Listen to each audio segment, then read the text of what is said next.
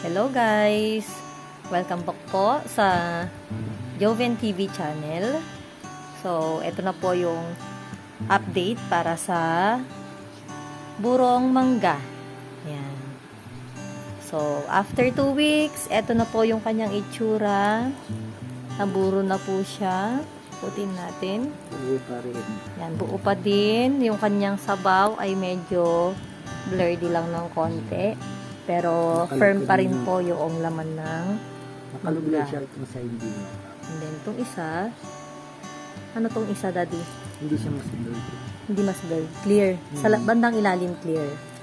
Yan. So, maganda po yung pagkakaburo ng aming mangga. Ngayon po kasi ay meron kaming pritong baboy na ulam, kaya pwede na namin siyang gamitin na sausawan. So, perfect match with siling pula. Okay? At saka ginamos. Masarap. Buksan mo, daddy. Ano ba yung maliit? Sige, kahit, maliit na lang. Ay! Nag-pressure. Bakit? Naalog ba yan? So, yan po. Nagkaroon siguro ng pressure sa loob, kaya biglang nagkaroon ng pag-leak ng tubig. Umapaw siya. Okay? So, lilipat sa lagayan.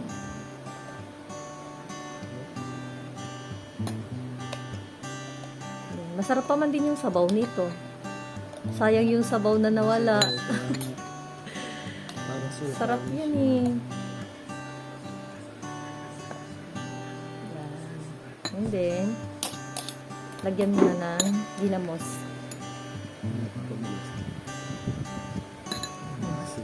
Maasim. Maasim pag puro. So, kailangan niya ng konting pampaalat at saka sili. Masarap yan. So, mabango yung kanyang sabaw. Yun nga lang, nagkaroon ng pressure sa loob. So, tumapon.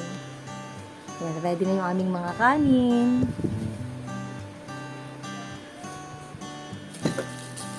Tsaka ulam. Ito po yung aming ginamos from Davao ba yan? Davao.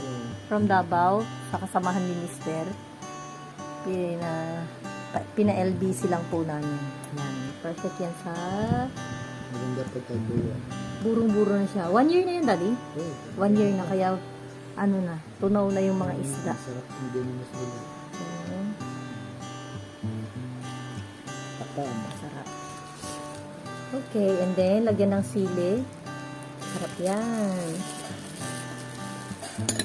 Oopsie. Huwag masyadong matiga, baka maanghang na maanghang.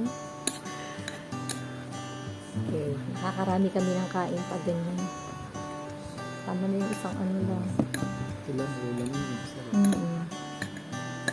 Okay, masarap sa ginamos. Yung parang Masarap yan, yung laman-laman. Tinik-tinik.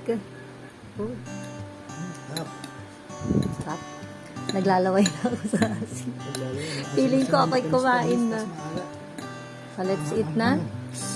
So, yan po ang update. Kung gusto nyo, kayo din ay gumawa ng burong mangga. Masarap po yan. Kahit ilang buwan yung inabot nung ano. Di ba dati gumawa ka bago ka umalis? Tapos, pagbalik mo, meron pa, no? Nakain pa natin. So, ganun po. Basta't maganda yung pagkakaburo. Magaling si Mister magburo. Mura yung kukunin. Huwag yung Oo, yung bagong pitas. Fresh na hilaw na mangga. Kasi kapag yan ay hinog or hindi na siya fresh, madudurog. Hindi na siya magandang sausawan. Ayan, maganda. Kakagatin mo, nguyain mo.